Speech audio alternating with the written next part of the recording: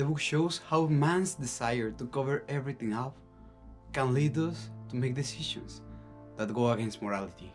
The first half of Faust was composed in 1802 and the second in 1830.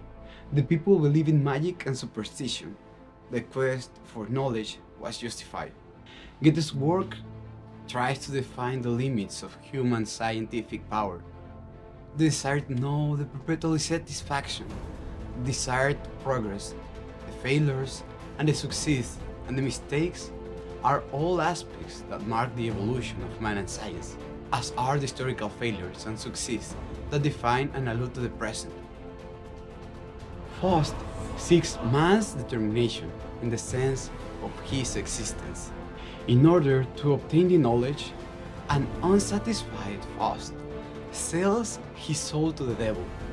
As a result, he embarks on a journey of pleasures in which he will obtain love, fulfillment, but also desolation. Goethe tries to show how people are driven by their desires and anxiety to the point that they turn into their worst selves to achieve their goals. The question is the meaning of life. What can a man achieve giving vent to his senses? We start with the eternal opposites in history. In heaven, God and the devil, Mephistopheles, dispute whether or not Mephistopheles can make Dr. Faust fall.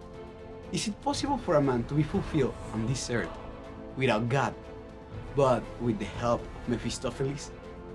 We found a depressed Faust who considers suicide after failing to obtain absolute knowledge.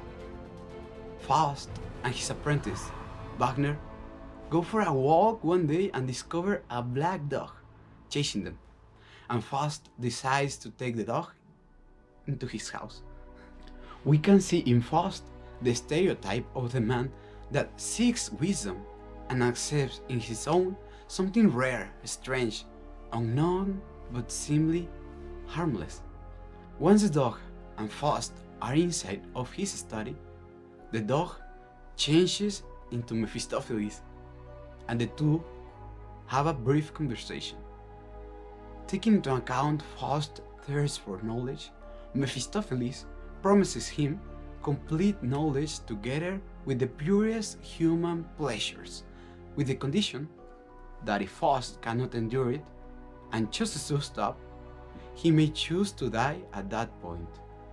They seal the agreement with a drop of blood on a piece of paper and disappear. The pact has been made. Faust accepts that knowledge is not going to give him complete happiness. Mephistopheles shows Faust all the joys of men and how to devalue himself to obtain them. What Mephistopheles can offer to Faust is just to devalue the dignity of Dr. Faust.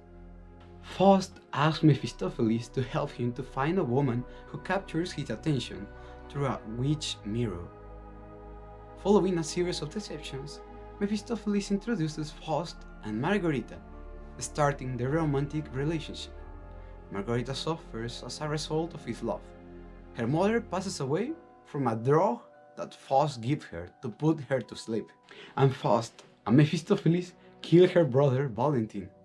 Margarita tells Faust the reason for her misfortune, and he feels guilty for the death of her mother, her brother, and her son. Margarita cannot contain her frustration and dies in the arms of Faust while he is holding her. Even love for Faust is not enough, not at least as it is offered by Mephistopheles. Faust is not entirely conscious of his sadness when he is on a new journey with Mephistopheles on a night of Walpurgis, a devil worship feast.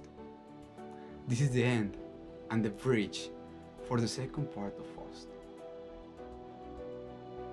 This reflects how existence has become an infinite and accelerating spiral of desires, and thereby appeals to the fact that man can never stop seeking more intellectually and materially, leading him into a consuming spiral as seen today. As we can see, Faust, by Goethe, can depict very well the desire of man of fulfillment, of eternity, not always founded where we seek for it. Okay, if you like this video, please subscribe and share it with someone that you know. It will be helpful for him, for her, and see you in the next video.